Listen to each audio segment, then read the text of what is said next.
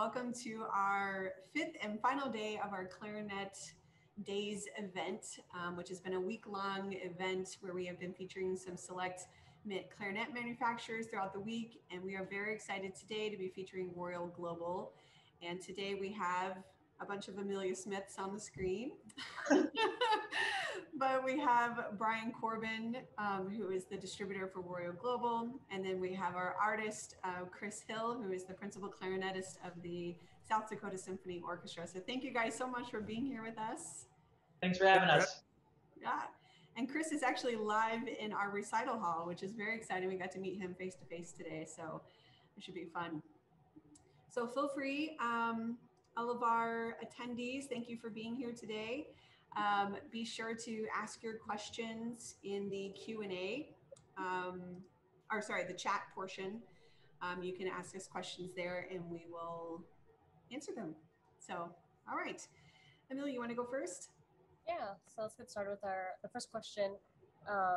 This is a question for Chris.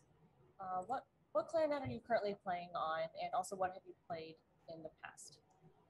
Right now I'm playing Royale Global on B flat and A. And in the past, I started my career in the South Dakota Symphony on Selmer 10G. So I've always been an outside the box thinker, then buffet for a while, Karas for a while, back to buffet, and now Royale Global. Great. Okay. Excellent. So we get a lot of questions kind of about, getting into the business, right? So Brian, maybe you can kind of start out. We get some questions about repair, really. How would you advise somebody kind of getting into repair side of things, or, as a distributor, that kind of concept? Yeah, I think the traditional path, which is not what I did, would be, of course, to go to a repair school or, apprentice, right? In terms of repair, learning, and those are really two of the best ways, and probably, really the only great way to get into it quick. But I actually started when I was an undergrad, getting my music education degree, and it was just simply out of curiosity, wanting to help my students, always have working instruments, just because I experienced a lot of those students who didn't have working instruments or just needed a pad or a cork or something. So, if you're interested and you think it might be something like a career path for you, then I would definitely highly recommend going to one of those technical schools that they have, over around the country, or, if you can get in an apprenticeship, which I did try, and there just was no availability at the time. So I, took a lot of no's and said, you know what, I'm just going to make it work for me. If that's not the path you want to take, and maybe you just want to learn a little bit of repair on the side, make a little bit of extra change, like my original plan was, from my colleagues, then, I really recommend looking at all the resources online. There are a ton of YouTube videos. There are some good repair books, a lot of them outdated, but you can still learn things. And I just purchased a lot of instruments on eBay, practiced that way, started with the basics, and then eventually got comfortable doing more things. And so that little bit, just being able to do basic setups now allows me to make sure that brand new clarinets are in good order. I certainly do overhauls and things like that, but I usually recommend more extensive repairs to other people. And so I'm just fortunate enough to just have learned that really enough to get me in trouble, as it were. And that's how kind of started for me. Nice. And Chris, have you done anything with kind of repair, or just for your own personal gain? Well, actually, I did repair for a while. I was lucky in that my next door neighbor was Tom Hineker, the oboe maker. And anyway, so he actually taught me how to do repair, but I also make mouthpieces for clarinets, and I've been doing that. Oh, I've been making them for my own blanks since about 2001 or so, maybe 2000. So that's been fun. It took some time off for a while. My wife had gotten very sick, so I took almost a decade off, but now I'm back at it. Nice. Do you find that, knowing a little bit about, how things work help you as a player at all? It does. Actually, I was very lucky. I studied with Anthony Gigliotti who designed the Selmer 10G clarinet.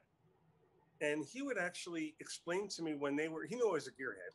So he would explain to me when he would make changes in the 10G, what he was doing and why. And that helped.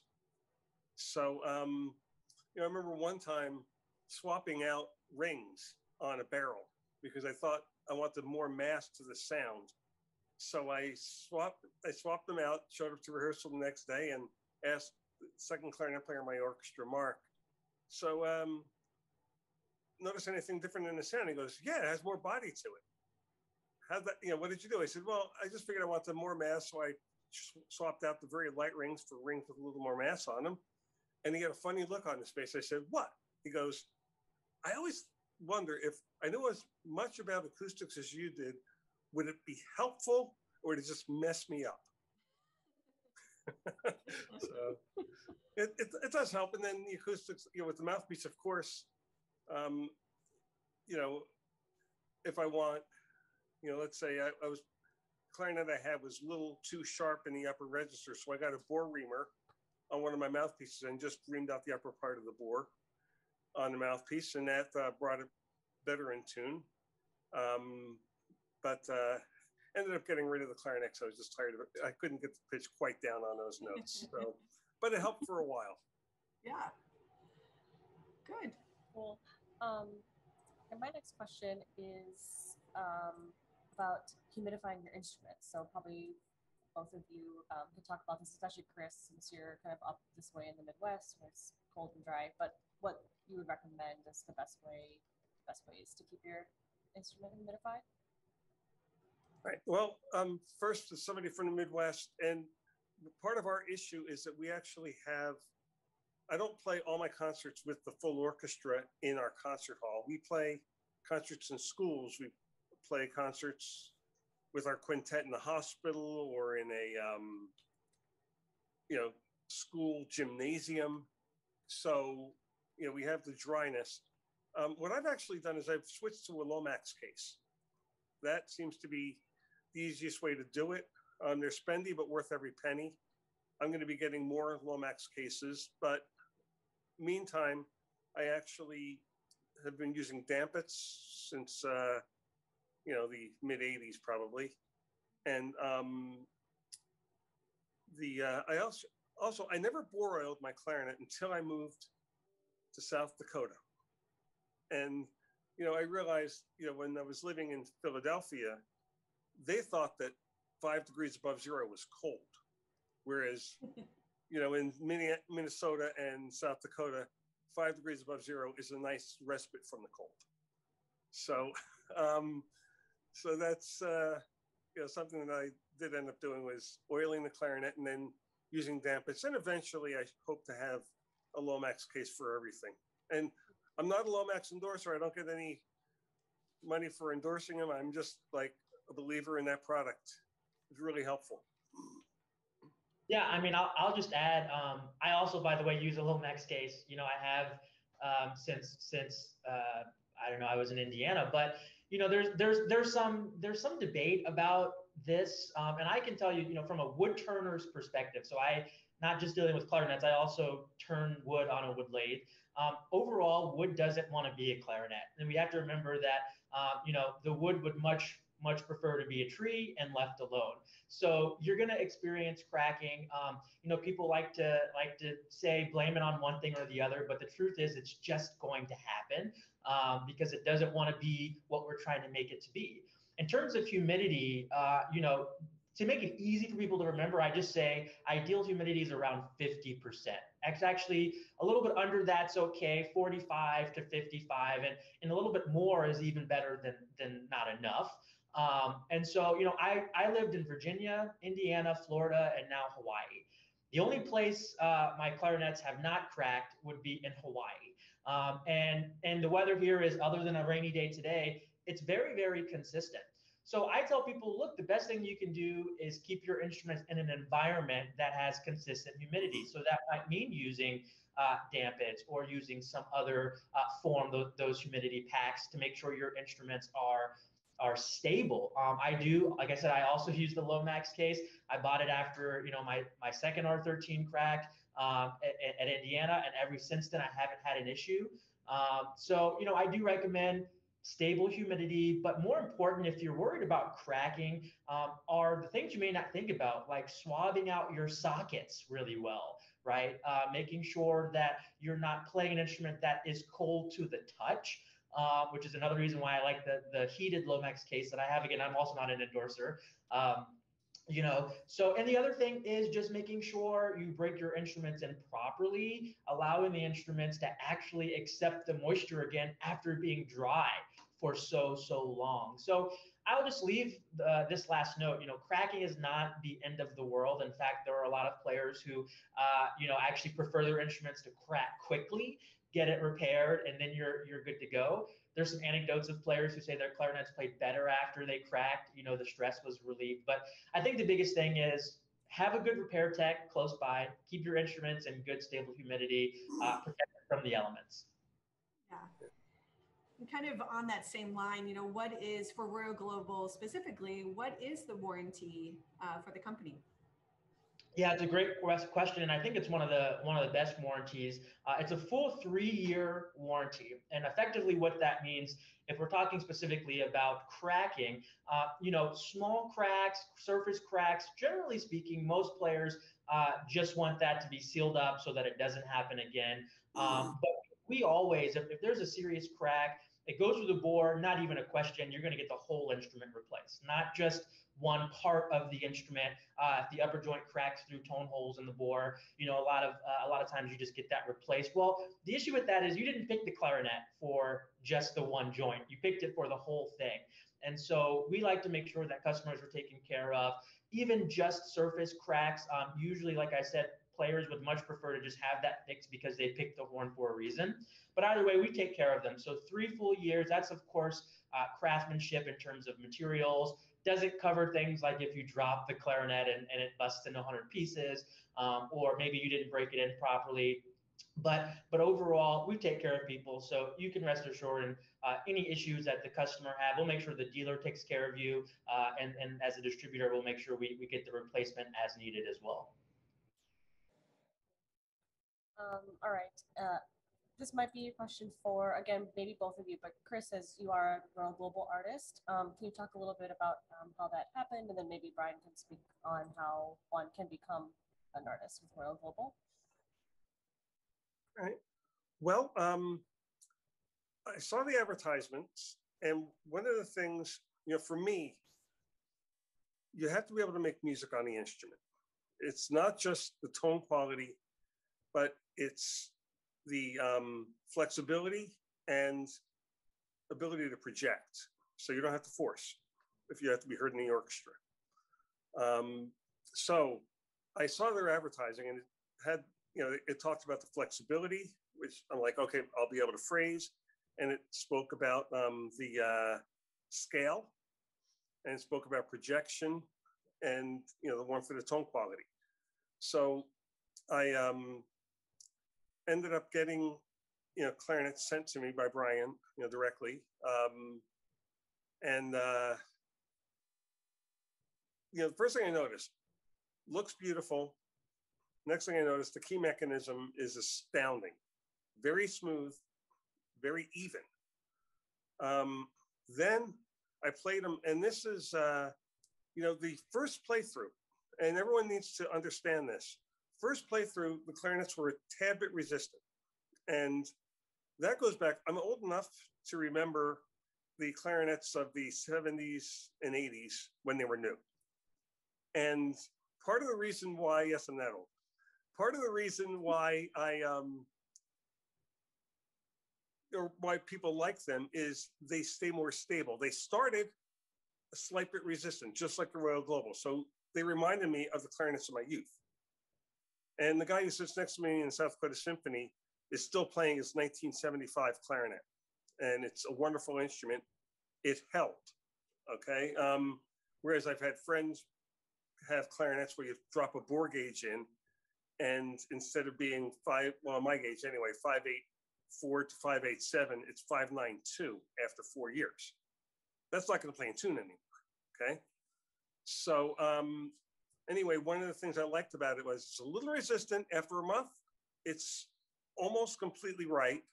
After 3 months, it's absolutely sings. And you don't want to be playing, at least where I live, you don't want to be playing an instrument in public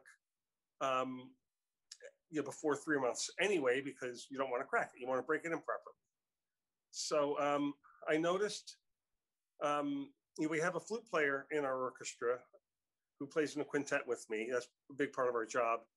And this guy stops a tuner dead. He can go from the lowest B to the triple C, and the needle just stands straight up on your tuning app. Okay.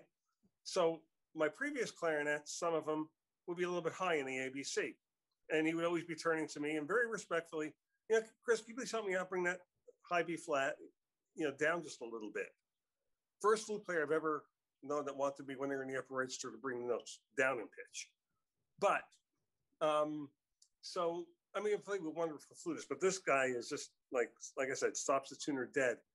So we played the piece where he was just like, it was actually playing this piece, the Gensmer Wind Quintet, that made me decide I have to try something else because I'm tired of Will telling me, can you please help me and bring that note down?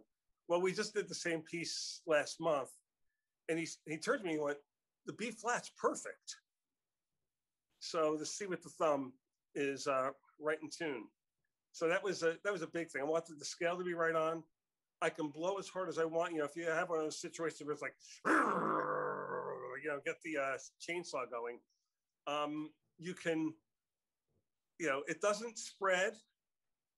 It doesn't sound forced, but you don't have to force anyway because the instrument has a lot of projection to it.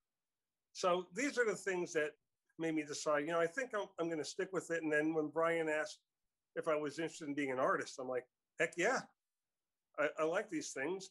And, I got a slight discount on the instrument when I got it. I do not get money to endorse. And I always make that clear so that no one ever thinks that I'm endorsing something for the money. I'm endorsing because I believe in a product. And I'll just, add that, Chris was, really there early on in our stage. And so at that point, although Royal Global's been around for, since 2007 and is in all over the world, really, fairly new to the USA market. And, Chris was there kind of from the beginning. He's even seen the development of the instruments over the last couple of years, has been there to test some things. And so at that point, it was a little different. We were able to seek out, high artists like Chris who play, in major symphonies. At this point, things have changed, right? So now we get a lot of people who ask about, wanting to become an artist, or they'll buy a horn and they want to be an artist. And as much as I wish I could just say, sure, you're an artist and you're an artist and you get an artistship, it doesn't quite happen that way now, right? And so we're fortunate. We have a small group of performers and teachers, educators of all kinds at the highest level, members of premier military bands, orchestras, universities, who are phenomenal players. Of course, that's subjective, but it's pretty easy to, to say they're playing at a high level. They are willing to represent the brand at a high level, but also not, be open-minded with their students, right? I love teachers that say, hey, even though I play Royal Global, I think you should also try this brand and that brand and find what's right for you. And so, if someone's looking to become an artist, first off, they have to enjoy playing on the horns. They have to, play at a high level. Generally speaking, although I don't make the final decisions, they do need to, have some sort of good standing in the clarinet community. Just be a good person, and we can kind of take a look at all those things and decide if that's the route we want to go. Of course, Royal Global's not this huge company or huge factory, so it's not like we're giving horns away or anything like that. People who are our artists actually really want to be our artists and are doing it because they want to share the instruments with other people, not because they get any sort of kickbacks or things like Chris was saying. And that's really special to us.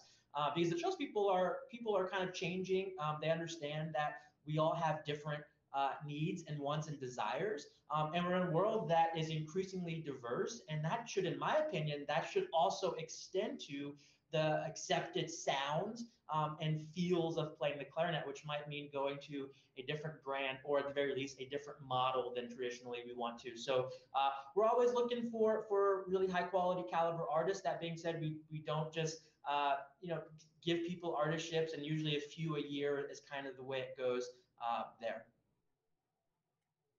Yeah, we get that question a lot, kind of across the board, depending on what brand or model it is. So kind of speaking of that, a great question that we also get, I think Amelia, you might have came up with this one, but how many people are usually involved in creating a new model, kind of the concept and design? That's a good question.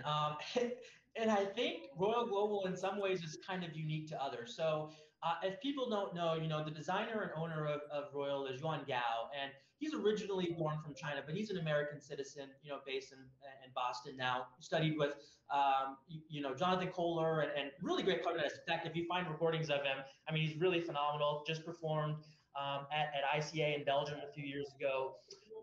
But he's a clarinet player, and what that means is, unlike some of the other, I think, other processes that maybe other manufacturers go through, this guy is not only a phenomenal player, he owns 100% of the factory and the operations, and that means that we're able to basically continue to develop and make changes that we think are best as clarinet players. So first and foremost, it's a team of clarinetists actually making and improving the clarinets.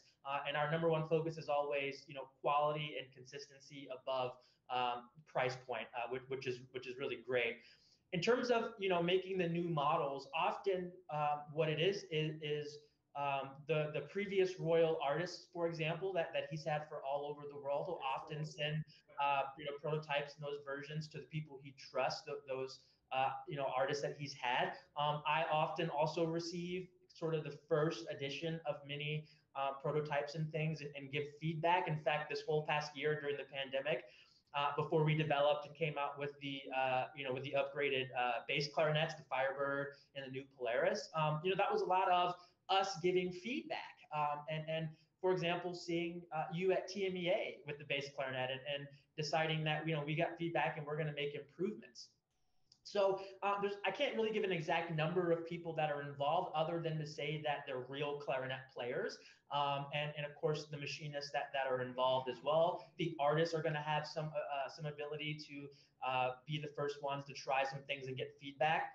And one of the things I'll just end and say is that, for better or worse, Royal Global is always improving any way that they can. And so what that means is, even if the instrument itself doesn't change, the actual sound and the intonation and all that's going to be the same, you might see a simple improvement of a thing like a mechanism that means nothing to you, but to a repair person like me, man, that just makes adjusting so much easier. So that's really exciting, that all Royal really cares about is taking care of the customers, making sure the clarinets are good quality. And as we develop more models, we basically try to improve on whatever the sort of standard bearer is today. Nice. So Brian, what events or shows does Royal participate in? Have you participated in? And if someone wanted you to come to an event of theirs, how would that be done? Can you repeat that one more time? I'm sorry, you cut out on me. Oh, sure. What events or shows has Royal or does Royal do? And if someone wanted to have you come talk at a school or an event, how could that be done? Yeah, so of course, since 2019 now, when I took over the distributorship of Royal Global, we've done TMEA, of course, Clarinet Fest, when all those things are happening. A lot of what I was doing before moving to Hawaii was visiting schools and universities and doing those types of clinics and master classes. So in general, Royal will plan to be at all sort of the big events, once they start to happen again, and then eventually some smaller events as well. So for example, state conferences, if we have a dealer that's going to, the Music Educators Association, well, call us up and let's see if we can get get out there to participate in that event with you, or at least send you some inventory. So, we're at the major events. As we grow and we get, access to more people, we'll be doing more of those events. Anytime anybody wants to have Royal Global come into their studio, whether it's virtual or eventually in person, you just have to reach out to us. You can contact me, my manager, who's Austin McFarland, Austin at CorbinClarinetProducts.com. We'll make sure that we get somebody there. We have artists now that are going to be willing, like Chris, to talk about their experience.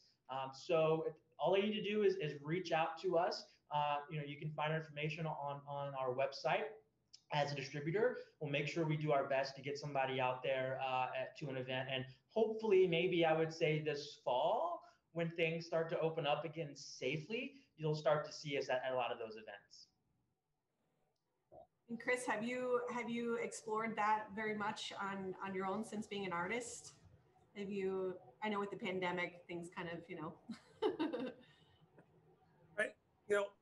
I would actually really like to, Brian and I have spoken about this, be involved in a lot more of that. Like I said, I enjoy the product. My conductor has been very complimentary since I got the instrument. I mean, he was complimentary before, but now he really likes the way I sound. And actually said, I want the PR department to make a big deal of this, that you're an endorser for this new clarinet. So nice. He loves the way I sound on it. It's really, really nice. Good. That's what you want as a clarinetist, right? Yeah. You always hate when the boss does this. Right. You love it when he's like, yeah. Yeah, exactly. Well, it looks like we have a question from one of our attendees. How is it that Royal Global is able to keep the price of their instruments much lower in comparison to some of the big brands without compromising quality? That's a great question. And man, I'm glad somebody asked that actually. I'm going to try not to get in trouble here. Just going to be upfront. First off, a lot of the price of the clarinets, it's not from the actual making of the clarinet.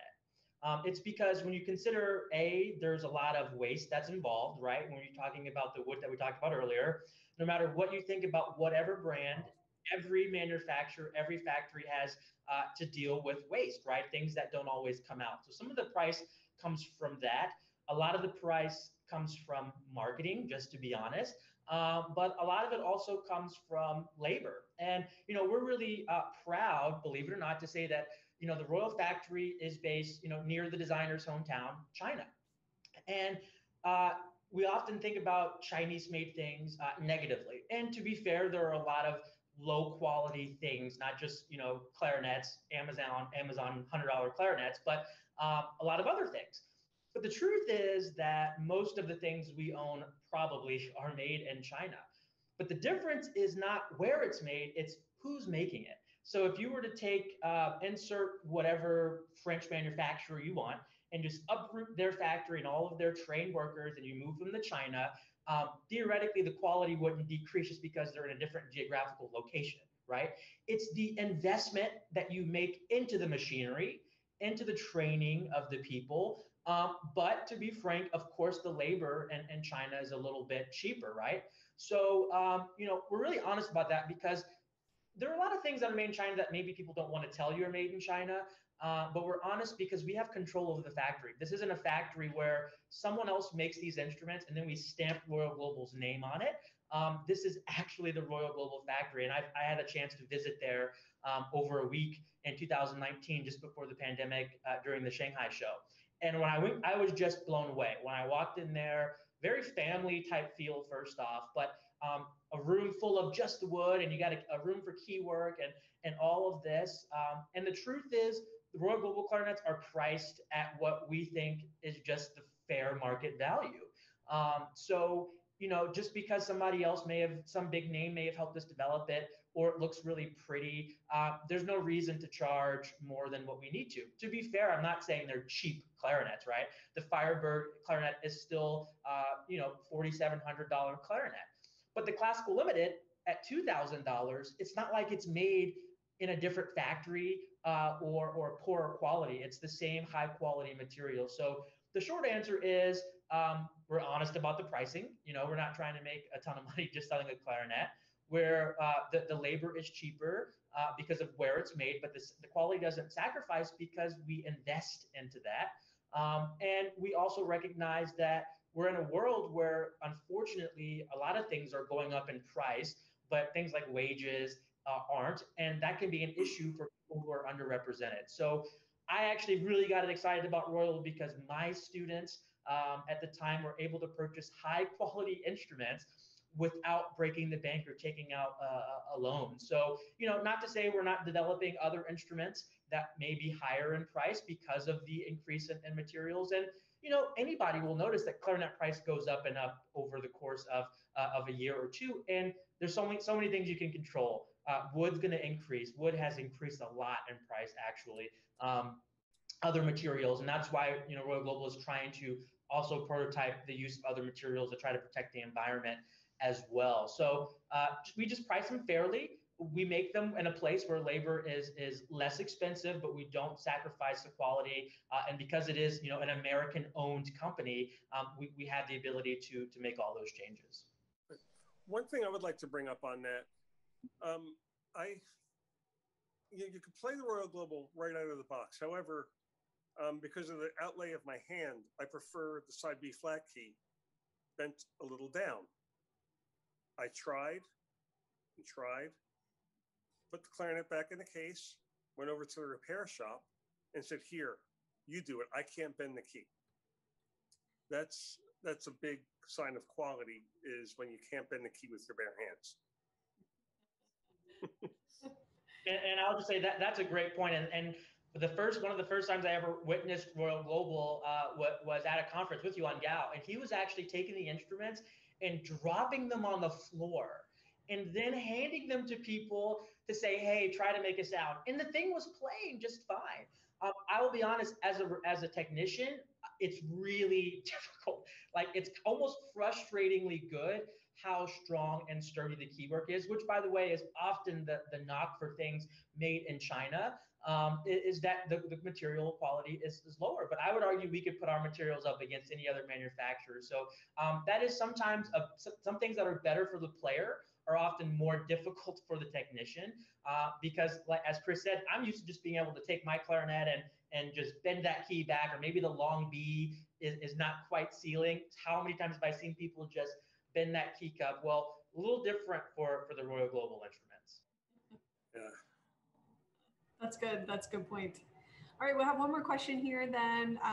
If somebody wants to kind of get into this field, not repair, but working for the music business in this capacity, what kind of things would you say they could have as skills or education or something like that? Like how could somebody kind of get into this as a not repair side?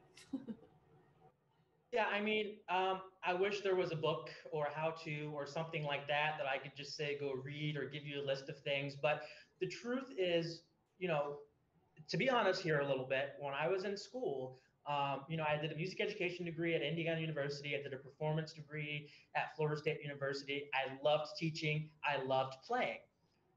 But there was always a reality in my head that said, what if you don't get the job you want here? Do I love clarinet playing? Do I love auditioning? Do I love standing up in front of a band? Or is there something else larger that I love? And what I found was my true passion was helping other people make music. Okay. And so, because that was really the thing I couldn't give up. I could give up the clarinet for a little bit, but I couldn't give up being involved in music. While I was in school, I did everything out in my power that didn't involve just being in school. In fact, if you were to ask some of my teachers, I'm sure they would tell you they wish I practiced more. They wish probably a lot of other things, but I was the kind of kid that instead of practicing for 6 hours a day, I might have practiced for 2 hours a day. And the rest of that time, I was researching things about clarinet. I was reading articles by Clark Forbes about bores and mouthpieces. I was reading, Eric Brand's instrument manual. I was networking, which is huge, talking to people, going to these conferences. So some of the most important skills you can develop today is being open-minded, being friendly, remove the brand bias out of your head immediately right now, which, by the way, is different from brand loyalty, right? So being loyal to a brand is not an issue unless, you know, maybe you're forcing your students on something. But brand bias is a completely different thing. And I'm a guy who played buffet all my life. I still own my buffet R13s. Hope I don't get in trouble from Royal Global. But, you know, I play a Tosca bass clarinet. I bought that when I was in school. I love it. I spent a lot of money on it. There's no reason for me to change right now, but I was open-minded. So be open-minded, learn as much as you can. I spent, you know, when we talk about student loans, for example, that refund check some people got, right? I spent it on like mouthpieces so that I could practice how to work on mouthpieces. I spent it on barrels. I spent it on jump clarinet. So be open-minded, look outside of the classroom, network, meet people, say hello, even if you feel like they're a star and you're just like, I want your autograph, just say hello. You'd be surprised the kind of people that I talked to today that 5 years ago I revered, listening to their recordings and thought this was the preeminent, you know, player. And now today I'm able to have conversations with them. So just be open-minded. Remember, there are other options involved. Do as much learning outside of the classroom as you can. And I'm sure Chris can talk about that as well from his side of it in terms of mouthpiece and that kind of thing. Right. Well, you know, one of the things that people kind of find funny when I'm asked if I have time to take one extra class, what would I take? And I always say composition. And they say, you mean like 3-part invention? I said, no, 3-part essay. Because being able to write well is vitally important, even in an orchestra. You know, we have contract negotiations coming up next week, and I'm giving the opening spiel for our side. And I need to be able to make points clearly and sound intelligent, and when asked questions, answer back intelligently. So that's something that is important to me. Then as far as doing the mouthpiece stuff, I was very lucky in that Everett Matson, who back when I was younger, almost everybody playing in every orchestra was playing on a mouthpiece worked on by Matt. And, you know, whether they were playing an old Chedeville, an old Casper. Actually, when I first met Matt, Casper was still alive and making mouthpieces. Or Selmer, he made great mouthpieces out of Selmers. You know, he would sit down with me and we would, you know, like he would explain as he was working on it. Okay, so now I'm going to work on this part right here because this will round out the sound. And that happens like 99% of the time. But then there are times when you do that and it makes it sound nasal. So then you got to go into this other area. But anyway, so, you know, he actually sat down with me. I lived an hour away from him. And then I would start doing work and he would critique it. And then I'd do work and he'd critique. So it was an apprenticeship, really. And one of my proudest moments of my life was when he tried a mouthpiece I played and he said, I'm going to grant you the Eastern Territory. Which he goes, is New York City all the way around the planet to Newark, which is like right even with New York City. So in other words, I could do anything I wanted at that point. But, you know, that was, you know, being an apprentice to him was one of the greatest things I had in my entire life.